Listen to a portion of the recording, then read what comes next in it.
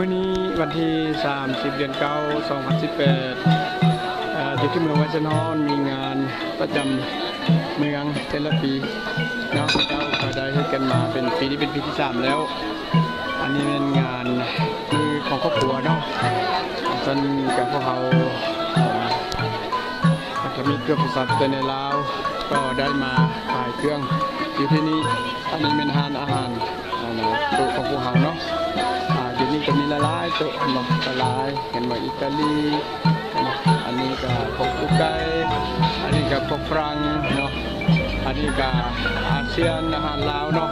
แต่ปรากฏว่าอาหารเฮานี่มันอยากโตแถวยาวนิดนึงเดี๋ยวนี้อาจจะเริ่มมาได้ประมาณ30 นาทีแล้วเนาะนอกจากนี้ก็มีพวกพันธมิตรก็ได้มาวางแสดงเกี่ยวกับนี้เราเรื่องเกี่ยวกับเรื่องเขื่อนเนาะเรื่องเขื่อนแตกวางเขื่อนแสดงเกี่ยวกับเรื่องเขื่อนแตกเนาะก็มีหลายอย่างหลายแนวว่าก็จะคือเรื่องที่ว่าเพศนั่นแหละน้อยเขื่อนแตกอยู่แค่จะเปิดอย่างเนาะแล้วพวกเขาก็ได้มีการกดหมากไม้ดอกไม้ต่างๆตัวสัตว์เม่นตัวนกผมฮักดอกไม้ทุกแนวลาโอสโปโลน้องพวกเขาก็ได้เห็นยังที่ได้เห็นต่อไปอันนี้ก็อย่างที่แหละที่ว่าก็เป็นการของส่วนอันหนึ่งของพวกเขาอยู่ในเมืองนี้ก็เริ่มมาเตรียมเพลงทีนี้พวกเขาเฮ็ดได้อยู่หม้อกับบอดนะข้าเจ้าเปิดเพลงเนาะอันนอท่านชีวิไลเนาะเป็นจังใดสบายดีโอเคเป็นจังใดมาแต่ไกลเนาะมาแต่เช้าด้วยมื้อนี้เนาะกับมาแต่เช้าเนี่ยแต่ก็ตอนนี้ก็แขกเยอรมันเพิ่นก็กำลังเขาเรียกแถวซิมอาหารลาวว่าซั่นไปแต่ละปีกับปีหนึ่งนอกจากว่าอยู่ห้านทานลงได้เองแล้วก็เป็นงานของมื้อนี้แหละปีนี้เป็นปีที่3แล้วที่พวกเฮาได้มาในงาน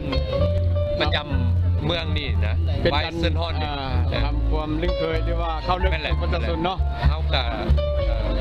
ได้มาทำความลึกเคยใกล้ชิดกับประชาชนอยู่บ้านนี่แล้วก็นอกจากอาหารแล้วเขาก็ยังมีภาคส่วนหนึ่งอีกก็คือปัญหาหลายๆเรื่องอยู่ในประเทศลาวของเราก็ได้นำมาวางในวันนี้ยกตัวอย่างในช่วงเวลาในวันนี้ก็เกี่ยวกับเรื่องน้ำเขื่อนแตกและก็ปัญหาน้ำท่วมภายในปี 2018 นี่ก็ถือว่าประสบกับความยุ่งยากหลายสิ่งหลายอย่างสมควรแบบที่บ่เคยมีมาในบ้านเราอันนี้ก็ได้นำมาเสนอให้กับสังคมของคนเยอรมันได้รับรู้และก็เขาเจ้าก็ให้ความสนใจมีอย่างอีกก็จะได้ข่าวให้ทราบน้ำหลังอีกเนาะสนใจหลายๆ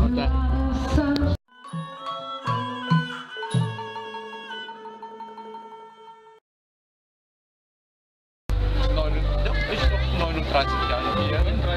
auch geflüchtet aus dem Land, damals 75. Was war 75 Jahre Militärdienst? Da war die Zeit, wo die ganzen 3 Länder, also Kambodscha, Laos und Vietnam, die Amerikaner ziehen dann nach Hause. Das ist auch alles mit Vietnamkrieg. Also Vietnam und Kambodscha ist nicht bekannt. Laos hört man nie was. Laos ist seit 75 auch ein Einparteienstaat. Ja. Kommunistisch. Immer noch heute ist noch kommunistisch. Immer noch. มาเซนอนจากศิลาที่จะกลางเมืองเก่าเห็นบ่บอนนี้นี่แม่นแต่ปี1300เนาะสมัยเจ้าฟังงุ่มบุญแหละเมืองนี้นะเห็นบ่คนก็หลายคนก็ผู้ใดก็สดชื่นเจนใสหนึ่งวายเส้นหอนนาอยู่หน้าเสามีคนลาวเข้ามาใส่เห็นบ่อันนี้เป็นจากโรงเรียน โรงเรียนดนตรีของเมืองนี้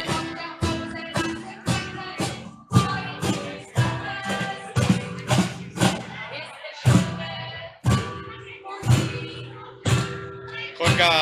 หมายความว่าฤดูนี้เป็นฤดูใบไม้หล่นแล้วถือว่ามีเด็ดเดี๋ยวนี้มันถือว่าเป็นโชคดีที่สุดแล้วเนี่ยที่จริงแล้วมันก็มียาวลงฮอตพุทธในกลางเมืองนี่แหละหลายมี30แห่ง30บริษัทที่มาลิ้นมาขายเครื่องเมืองปีนี้ปีการนี้มี2บริษัทมีรายการลิ้นให้เด็กน้อยครอบครัวทุกอย่างอันนี้มือในครอบครัวแล้วก็อาหารของสัตว์นี่แหละคนก็มากิน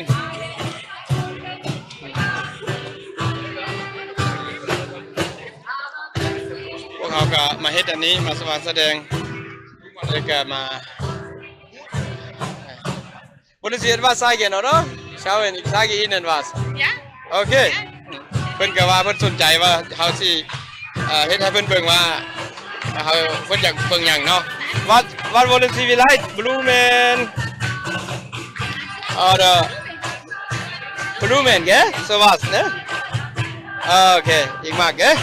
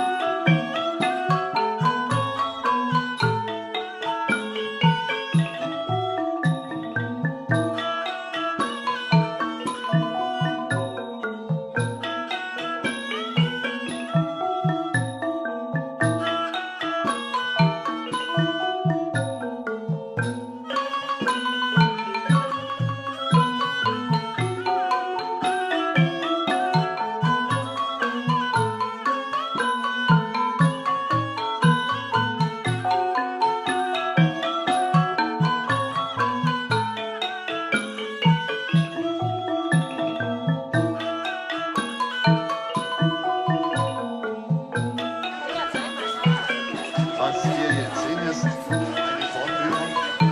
von unserer Kinder- und Jugendabteilung. Und so beginnt bei uns jedes Training mit Aufwärmen. Wichtig ist, die Muskulatur muss richtig warm sein, damit es keine Verletzungen gibt.